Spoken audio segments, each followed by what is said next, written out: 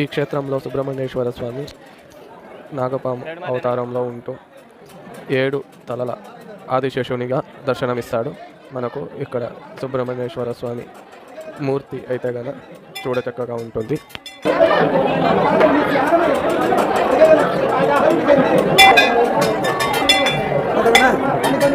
ಊರಿಗೆ ಒಂದು ಮಟ್ಟು ಅಂತ ಹೇಳ್ಬಿಟ್ಟು ಲಕ್ಷಣದಂತೆ ಅವ್ರು ಇಲ್ಲಿಂದ ಕುಕ್ಕೆ ಸುಬ್ರಹ್ಮಣ್ಯ ಸ್ವಾಮಿ ಮನೆದೇವು ಕುಕ್ಕೆ ಸುಬ್ರಹ್ಮಣ್ಯ ಸ್ವಾಮಿ ನಡ್ಕೊಂಡು ಹೋಗ್ತಾ ಇದ್ದಂತೆ ಮುಂಚೆ ನಾವು ಹೋಗೋದಕ್ಕಿಂತ ಮುಂಚೆ ಬ್ರಹ್ಮದ ಹೇಳಿಬೇಕಂತ ಕದಲಿರುವಂತೆ. ಆದ್ದರಿಂದ ನೀವು ಹೋಗಿ ಕುಮಾರಧಾರದ ಸ್ನಾನ ಮಾಡ್ಕೊಂಡು ರಥ ಮುಟ್ಟಿನ ಕದಲ್ಕೊಳ್ತಾ ಬರ್ತಿದ್ದೀನಿ. ಅಲ್ಲಿಂದ ಕುಕ್ಕೆಯಿಂದ ಅವ್ರಿಗೆ ತಂದು ಇಲ್ಲಿ ದೇವಸ್ಥಾನದಲ್ಲಿ ಇಟ್ಕೊಂಡು ಕಲ್ಲಬಂಡೆ ಹಾಕೊಂಡು ಪೂಜೆ ಮಾಡ್ತಿರ್ಬೇಕಾದ್ರೆ ಸುಬ್ರಹ್ಮಣ್ಯೇಶ್ವರ ಸ್ವಾಮಿ ಸ್ವಪ್ನದಲ್ಲಿ ಕಾಣಿಸ್ಕೊಂಡು ನನ್ನ ಮಟ್ಟಿಗೆ ನಾನು ಉತ್ತರ ನಾಯಕ ನದಿಯಲ್ಲಿ ಇದ್ದೀನಿ. ನಾನು ತಂದು ಇಲ್ಲಿ ಪ್ರತಿಷ್ಠಾಪನೆ ಮಾಡಿಕೊಂಡು ಸೇವೆ ನಡೆಸಿದ್ರೆ ನನ್ನ ಭಕ್ತಾದಿಗಳಿಗೆಲ್ಲ ಕೂಡ ಒಳ್ಳೆ ಬೇಡಿಕೆಗಳನ್ನು ಈಡೇರಿಸ್ತೀನಿ ಅಂತ ಹೇಳ್ಬಿಟ್ಟು ಸ್ವಪ್ನದಲ್ಲಿ ಅವರಿಗೆ ಭಾಸವಾಯ್ತಂತೆ.